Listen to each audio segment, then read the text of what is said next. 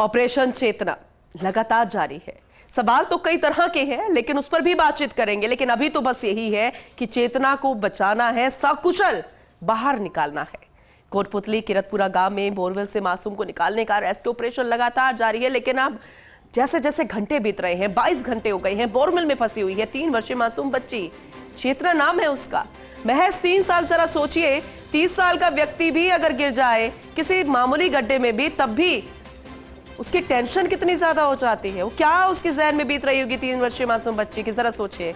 लेकिन कैमरे में खराबी के चलते रेस्क्यू अभियान में थोड़ी सी रुकावट आ गई है। अब रेस्क्यू टीम की ओर से दूसरा कैमरा लगाया गया है। शिकंजा नुमा यंत्र के माध्यम से बच्ची को बाहर निकालने का प्रोसेस भी जारी है। फिलहाल जे हुक के माध्यम से बालिका को फंसा लिया गया है। एल सपोर्ट देना जरूरी था, इसलिए एल सपोर्ट के सारे टीम खींचने का सुरक्षित प्रयास फिर से करेगी। प्रयास जारी है, लेकिन कैमरा में टेक्निकली फॉल्ट आ गया था, इसलिए दूसरा कैमरा लगाया गया है। और इसी टेक्निक से पहले बालिका को कुछ फीट ऊपर खींचा गया, लेकिन कैमरा फंसने की वजह से रेस्क्यू ऑपरेशन थोड़ा सा मुश्किल हो गया।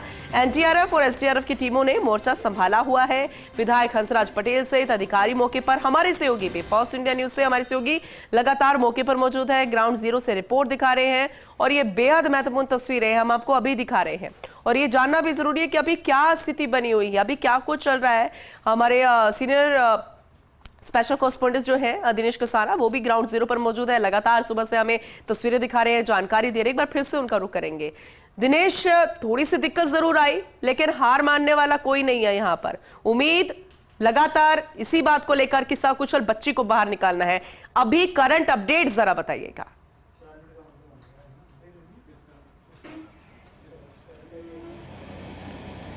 देखिए पूनम, लगातार रेस्क्यू ऑपरेशन जारी है। एनडीआरएफ और एसडीआरएफ की टीम है वो जॉइंट रेस्क्यू ऑपरेशन में लगातार जुटी हुई है। और करीब 4 घंटे से अधिक का ये समय हो गया है जब इस तकनीकी के सहारे ये उम्मीद थी कि कुछ ही देर में बालिका को निकाल लिया जाएगा, लेकिन प्रॉब्लम्स है वो लगातार बढ़ रही है। रेस्क्यू ऑपरेशन है वो और थोड़ा मुश्किल होता जा रहा है, क्योंकि थोड़ी देर पहले जब कैमरा खराबी हुई, कैमरे में चूँकि गीली मिट्टी है बोरवेल के अंदर, और गीली मिट्टी की वजह से कैमरे में खराबी हुई। उसके बाद कैमरे को निकाला गया, कैमरा फंस भी गया था। उसके बाद कैमरे को निकाला गया है, सफाई करके फिर से कैमरे को डाला गया है। और आप देख सकते हैं, मैं दिखाना चाहूँगा, मेरे सहयोगी जितेश जो लगातार आपको पल पल की अपडेट यहाँ से दिखा रहे हैं किस तरह से तकनीकी टीम है, चाहे एनडीआरएफ की हो या एसडीआरएफ की हो, वो लगातार जुटी हुई है। और रात से ही करीब 21-22 घंटे का यह समय हो गया है जब लगातार रेस्क्यू ऑपरेशन है वो किया जा रहा है। और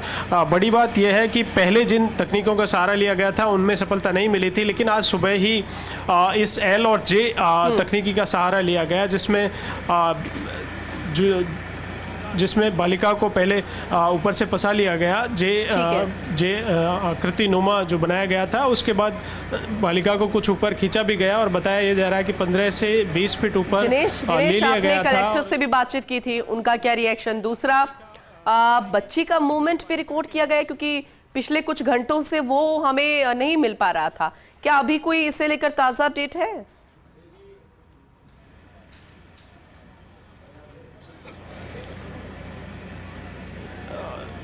देखिए, सुबह 6 बजे के बाद से किसी तरह का कोई मूवमेंट नहीं देखा गया। हमने कैमरे के फुटेज भी दिखाए थे जिनमें भी बालिका का कोई मूवमेंट नहीं है। जो रेस्क्यू ऑपरेशन जिस तरह से चल रहा है उसमें बालिका को बताया यह जा रहा है कि करीब 20 फीट ऊपर लिया गया है, लेकिन टेक्निकल फॉल्ट कैमरे की वजह से कुछ देर रेस्क्यू ऑपरेशन रोका गया। और जहां तक आपने कहा कि एडीएम से बात की, यहाँ जो एडीएम है ओम प्रकाश सारण, उनसे भी हमने बात की। उनका भी कहना था कि सबसे सुरक्षित जो तकनीकी थी वो यही तकनीकी थी। इससे पहले भी जो ऑपरेशन किए गए, दौसा में किए गए, बांदीकुई में किया, वो सबसे सुरक्षित तकनीकी यही थी, इसीलिए इसी का सहारा लिया गया।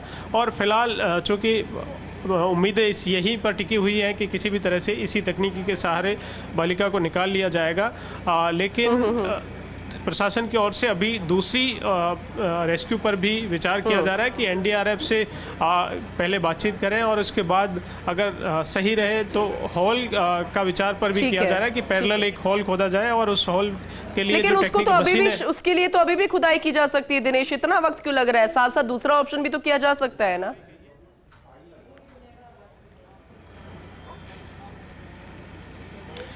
देखिए उसमें कई टेक्निकल कम बता रहे हैं कि अगर खुदाई होती है तो वाइब्रेट होने से मिट्टी लगातार अभी भी ढह रही है, चूँकि गीली मिट्टी है, और पैरेलल खुदाई होती है तो गीली मिट्टी होने से और ख़तरा बढ़ सकता है। ऐसे में बालिका को सुरक्षित निकालने के लिहाज से यही सबसे बेस्ट तरीका था, और तमाम जो फॉर्मल तकनीकियाँ अपनाई गई हैं उनमें सबसे अच्छी रेटिंग इसी की थी पहले के ऑपरेशंस के देखते हुए, तो इसीलिए इसी तकनीकी को अपनाया गया है और फिलहाल इसी के ज़रिए निकालने के सुरक्षित प्रयास हैं वो रेस्क्यू ऑपरेशन के जरिए किए जा रहे हैं।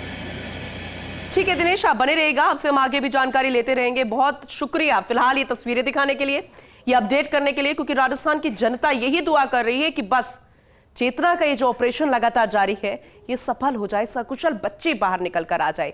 और ऐसे में हमारे सहयोगी दिनेश कसाना ने अतिरिक्त जिला कलेक्टर ओम प्रकाश से खास बातचीत की। दौरान उन्होंने क्या कुछ कहा, चलिए आपको वो भी सुनवाते हैं।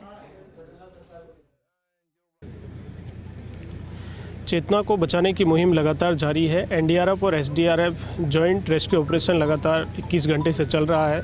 एडीएम साहब ओम प्रकाश जी हमारे साथ हैं। सर, काफ़ी चैलेंजिंग होता जा रहा है रेस्क्यू ऑपरेशन, क्या दिक्कतें आ रही हैं? दिक्कतें इसमें आ रही है कि एक तो कच्चा है ये और इसकी गहराई ज़्यादा है, करीबन 150 फीट है, तो इसलिए कल हमने पूरा सिस्टम डेवलप किया था।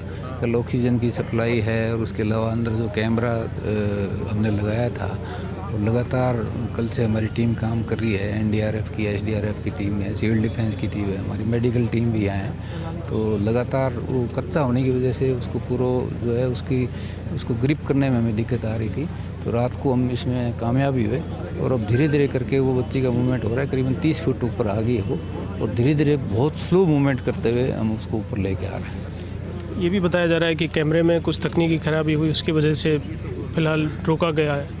वो रुकाया था एक बार, क्योंकि कच्चा है वो कैमरा पे, उसके साथ में जो क्लैंप जो उसको ऊपर लेके आती है वो, और उसके अलावा जो ऑक्सीजन की पाइप भी रहती है, तो वो कहीं न कहीं उन चीज़ों का एक कोऑर्डिनेशन बैठाना पड़ता है ताकि किसी प्रकार से वो दिक्कत नहीं आए। कैमरा के थ्रू ऑब्जर्वेशन चलता रहे, बच्ची को ऑक्सीजन की सप्लाई मिलती रहे, और उसके अलावा जो क्लैंप जो लगा रखी है, जो रिंग सिस्टम हमने डेवलप किया है एल शेप, उससे वो बच्ची धीरे धीरे ऊपर आ जाए। प्रशासन आश्वस्त है कि सर इस तकनीकी से बच्ची को निकाल लिया जाएगा और सुरक्षित निकाल लिया जाएगा। इसके साथ में एक पैरेलल और सिस्टम डेवलप कर रहे हैं, साइड से इस तरीके की बोरिंग वगैरह करके अभी हम उस पर विचार कर रहे हैं। ये काम चल ही रहा है। इसके अलावा हम एक और सिस्टम डेवलप कर रहे हैं ताकि पैरेलल वो सिस्टम डेवलप करके और उसको दूसरे तरीके से भी निकाला जाए।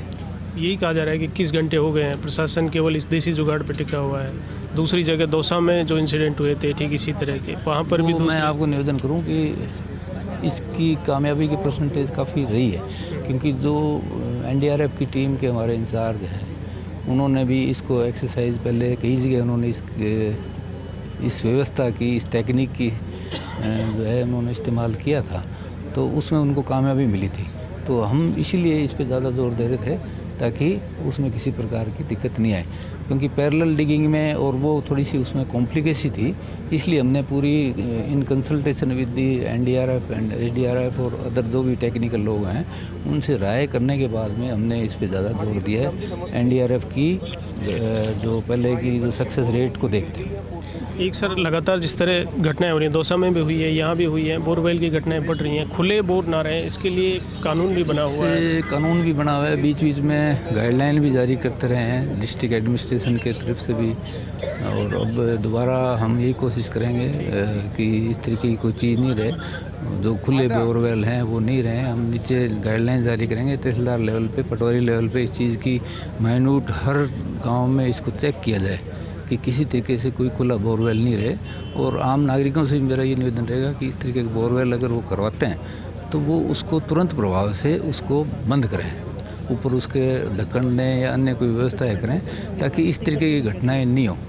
इस तरीके की घटनाओं से मानवीय नुकसान तो है ही, उसके अलावा पूरा सिस्टम भी जो है वो डिस्टर्ब होता है। तो हमारे भी आगे यही प्रयास रहेंगे कि ये गाइडलाइन जारी करते हुए उसको फॉलो करने की कोशिश हमारी रहेगी रेवेन्यू सिस्टम की तरफ से। अंतिम सवाल सर, क्या बालिका को बचा लिया जाएगा और कितनी देर में ये रेस्क्यू ऑपरेशन कंप्लीट होकर बाहर निकल? टाइम का कुछ अभी कहा नहीं जा सकता, क्योंकि टीम हमारी लगी हुई है, हमारा काम है मेहनत करना और पूरे एफर्ट्स करना, टेक्निकल तरीके से सारी टीम को लगाना। वो हमारी तरफ से रात से हम कल से ही लगे हुए हैं जब से ये दुर्घटना हुई है।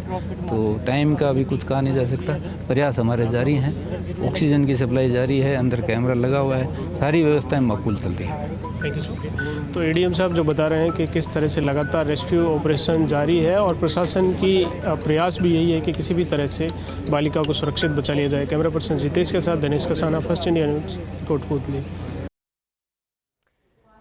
तो आपने एसडीएम साहब को सुना, एसडीएम ओम प्रकाश ये जानकारी दे रहे थे कि ऐसा नहीं है कि पुरानी तकनीक का हम इस्तेमाल कर रहे हैं, हम सारी चीजें उस जो बोरवेल है उसी के अनुसार कर रहे हैं ताकि बच्ची को कोई दिक्कत ना आए। क्योंकि कई बार ऐसा हमने टेक्निक्स का इस्तेमाल किया, इससे पहले 3-4 बार इस्तेमाल की जा चुके हैं रेस्क्यू के दौरान, तो मिट्टी हल्के से धंस रही है और बच्ची को नुकसान पहुंच सकता है। हम पूरे तरीके से कैमरा अंदर है, कैमरे में दिक्कत आई लेकिन उसको कैमरे का भी सही कर सके और फिलहाल अभी कोशिश ये कि चेतना को बचाया जा सके।